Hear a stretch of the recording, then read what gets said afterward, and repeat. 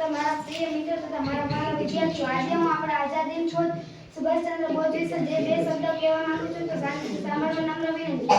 સુભાષચંદ્ર બોઝનો જન્મ 23મી જાન્યુઆરી 1927ના રોજ ઓડિશાના કટક મુકામે થયો હતો. તેમની માતાનું નામ પ્રભાવતી અને પિતાનું નામ જાનકીનાથ બોઝ હતું. તેઓ બાળપણથી જ પ્રતિભા ધરાવતા હતા.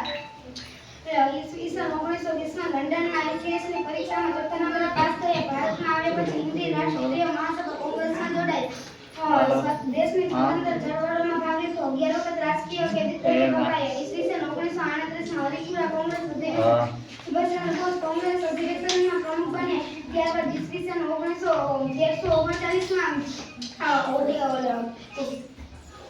યુરોપમાં મળેલ પ્રથમ બીજી વાર પ્રમુખ બન્યા. કેટલાક મતભેદોને કારણે તેમણે પ્રમુખ પદેથી રાજીનામું આપ્યું. નવા ફોરવર્ડ બ્લોક નામના પ્રમુખની રચના કરી. ત્યારબાદ સુભાષચંદ્ર બોઝ અને તેમના સાથીઓને સરકારે જેલમાં પૂર્યા અને સુભાષચંદ્ર બોઝ ઉપવાસ પર ઉતર્યા. સુભાષચંદ્ર બોઝની તબિયત લથડતા તેમને સરકારે જેલમાંથી મુક્ત કર્યા અને તેમના જ મકાન નજરકેદ રાખ્યા.